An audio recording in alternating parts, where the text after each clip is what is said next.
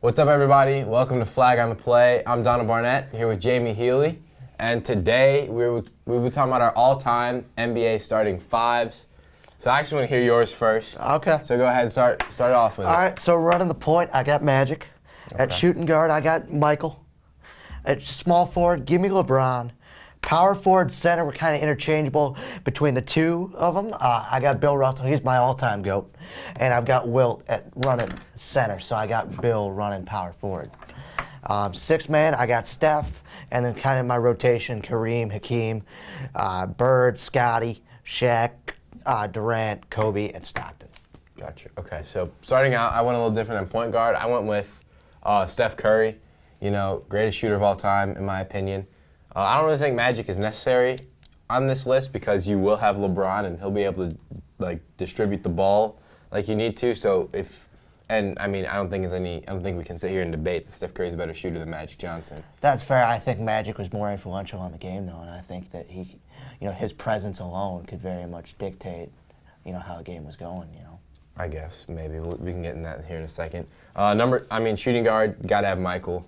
That's something that you're not going to debate. You and I are pretty clear cut on that. Yeah. For me, my first forward that's my first interchangeable spot, if you will, between KD, Dirk, Tim Duncan, and Kevin Garnett.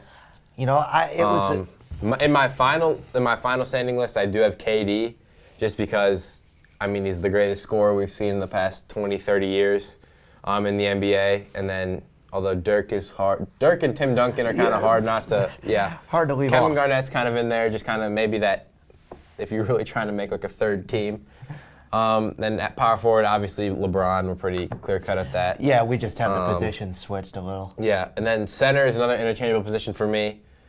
I have Shaq, Hakeem, and Kareem. That's fair. I left Wilt Chamberlain out of it because I don't know how his game would have translated. Because I feel like for my all-time starting, you can't disregard what they did in their time. Wilt and Bill. Right, but it's a different game, and overall, I feel like Shaq, Hakeem, and Kareem they'd be more set to make a good team in this era. Correct. Shaq obviously played in this era, but Hakeem and Kareem didn't.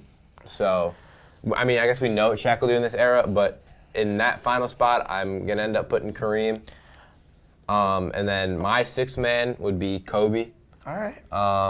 And then really I'm gonna put Shaq at okay, center. At six. No. At center. At center, I'm leaving Kobe at six man. But yeah, how do you feel? Here's the thing. Your top five is not bad. Okay. I put Wilt and Bill there because they're two pioneers. Right. Bill Russell is my GOAT. He is not only that, but he's also the greatest champion of all time. And he instituted so many things. Like when you go back and look at what he did for the game, and what not only has he done for the game, but what he's done for really the league as a whole, and really kind of got him off the ground. And then Wilt was kind of that marketable face, that 100-point game. There's so many records that he set that there's still people striving for to this day. And I think that their impact absolutely cannot be discounted. And I think that their games, yes, they were playing against a lot different competition, and the game has changed, you're right. But I think that Bill and Wilt would still have some success, and I think enough success to put them in my top five. I agree with that. The reason I put Shaq over Wilt is because, he was pretty much the most dominant big man and one of the most, the 90s and early 2000s I feel is so big man dominant because that was, wasn't that kind of Hakeem, the end of his career a little bit, the early 90s? Yes, you still had Ewing in New York. Yeah. Yes. Yeah. So I just feel like in an era that was so heavy in big men, and we're kind of heavy in big men now too. Right. In this era. I feel like Shaq would have been, I feel like his athleticism is unmatched, his size and everything. And then, again, going to the forwards, you have Bill Russell. I guess just based off like championships and kind of stats, but I don't know how you're not taking KD or Dirk over him if I'm making a team. I feel like if you put KD in the 70s, he's threatening to drop 100 points, in my opinion. KD can shoot threes, he can drive. Same thing with LeBron, but we agree on LeBron. And then, I don't know, I just feel like there's better options at that second forward spot in KD or Dirk, but that's I mean, just me. I got KD as a rotation piece. I mean, you could Yeah. easily substitute him for Russell once in a while here, or Right. you can move LeBron or any You of can these really guys. move Yeah. LeBron to Yes, anywhere you on can. this spot. Because Hell, when he you was could- in Miami, yeah, he I played mean, everywhere on this spot. Yeah, I mean, you could put him at point, have KD run the small forward position as well, get a little difference I like that. I like in that. scoring. And I really just have Scotty here just because of what he did with MJ. Right, the dynamic. Yes, the Right, dynamic too. yeah. Because MJ, if you recall, without Scotty, he was not winning.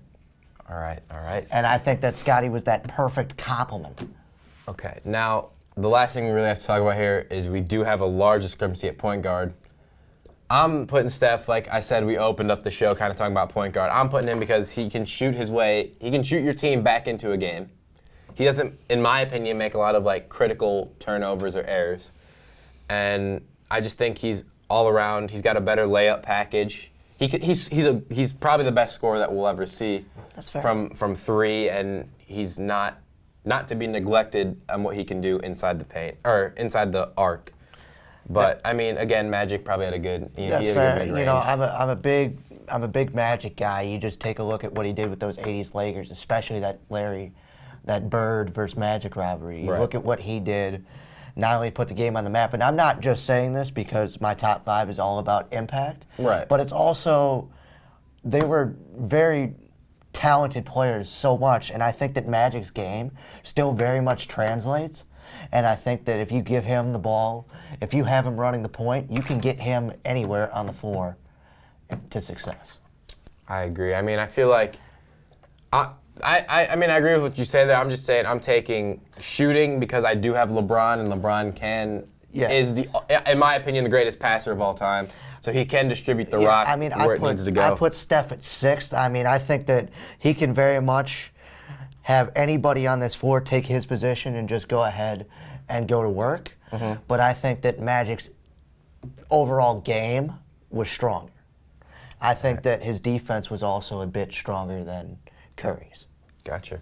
All right. Well, we're gonna kind of agree to disagree on the point guard, but everything else we kind of battled our it way out. through it, Yeah, yeah. and we kind of came to a slight agreement there. Yes, But a I very guess point civil- guard will have to be saved because Yes, I'm for team another Steph. episode. Yeah. I'm But, Team Magic, but a very civil flag on the play. Well done to you, yes, Mr. sir. Burnett. All right. We'll see y'all next episode. Later.